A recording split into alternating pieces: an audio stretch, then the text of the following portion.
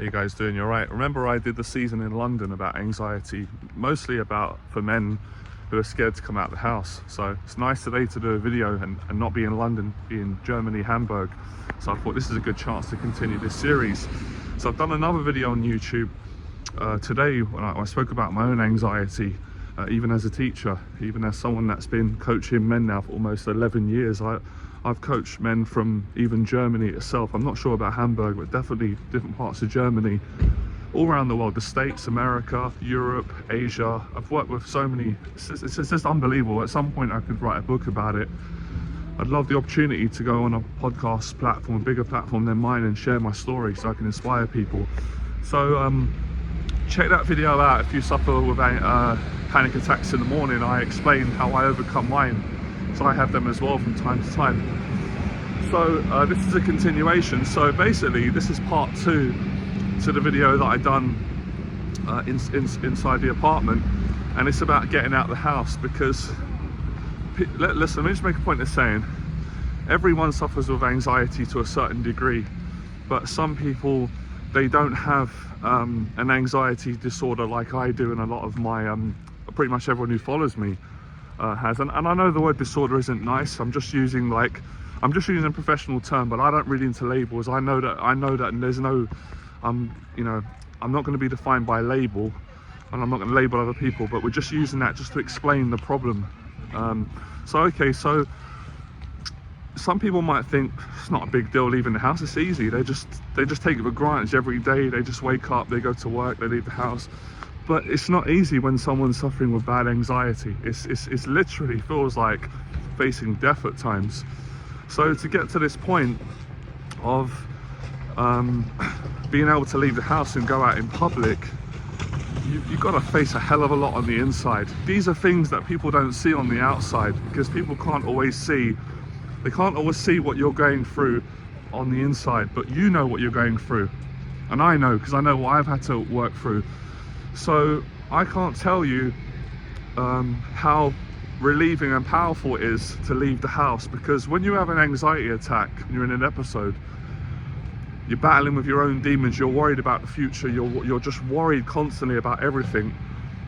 Your mind's going to tell you, your emotions are going to deceive you, your own demons are going to say, oh, don't go out today, it's going to be stressful, it's going to be depressing, it's going to be a black cloud, it's going to be grey, it's going to be horrible. That's the anxiety tricking you. What you have to do is you have to actually do the opposite, and you have to go out. And when you go out, despite feeling how you're going to feel, you're going to start to feel better.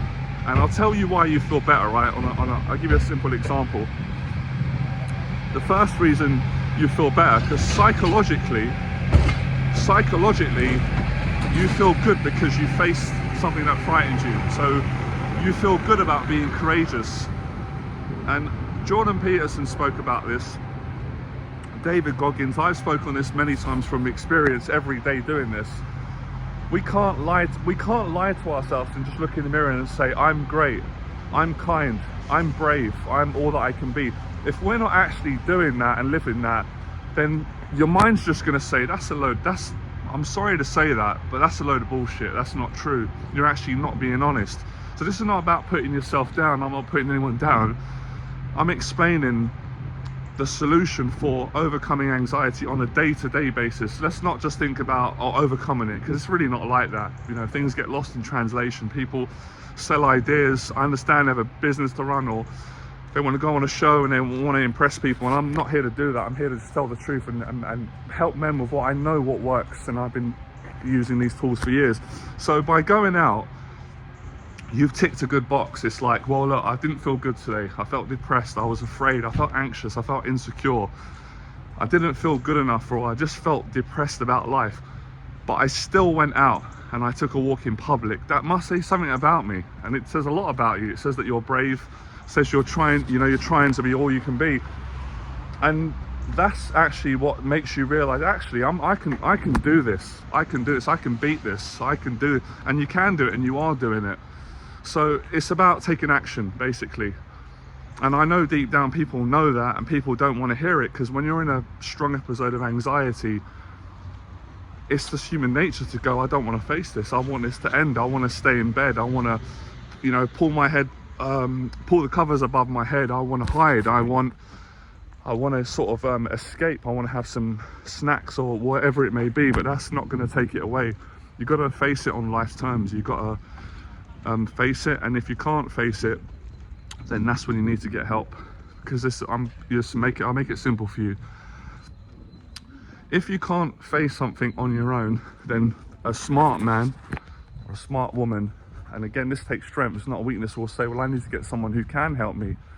And I was never too, thank God, well, for most of the stages, even as a teacher, when I needed help, when I had a mental health breakdown, I wasn't too prideful. I wasn't too proud to get help, and it was getting help that made me get well. So if you can't do it on your own, if you can't leave the house, then you've got to speak to your parents or someone or a friend, or get a mentor. And that's a big part of my mentorship. If you noticed, it was a lot of it, yes, at the start was helping guys to go out and speak to people in public, but it was just helping them to leave the house and go out in public and get comfortable. Because as I said, it's an inner exercise. Although you're going out and you're walking in public, and that's a great way of exposure therapy, on the inside what's happening is you're facing these emotions, and then it feels amazing. It feels amazing when you overcome them, and then it's like it gives you confirmation, it gives you confidence. And if you keep practicing these habits, which are practical habits, which take a lot of mental and emotional toughness and courage, depending on where you're at with it and what's difficult to you, which is going to be different for everyone, each individual, you build on it, and then the anxiety gets better over time. So anxiety is overcome through exposure therapy. It's overcome through systematically setting small practical goals and then following up on those goals. Practical things. So you wake up in the morning, you're nervous, you're anxious, you don't want to get out of bed. Get out of bed. You know, I like to read some things from faith. I like to listen to Les Brown or some David Goggins or something positive, or some Rocky music, or get inspired, listen to something motivational that gives you positive emotions. Once you've done that, get up, make the bed. I'm a huge believer in every time you sleep and you wake up, make the bed neat. It's like being in the army. It's kind of funny, people are looking at me. It's because I think my English accent, they're hearing the English. I wish I could do this blog in German. Maybe soon I'll learn it and I'll speak German, and you guys will pass out in shock. You wouldn't expect it. So where was I? So yeah, you make the bed, you take a shower, you put some clean clothes on, and you can think about, you know, what work can I do today? If you run a business, can I make content? It's always about taking action. That's what I learned. Every solution, no matter what book we go to or what teacher we go to, in the end, the only real solution is to face it. And if you don't face it, then it's not going to go away. It's going to grow. It's going to manifest, and it's always going to be something that you shy away from.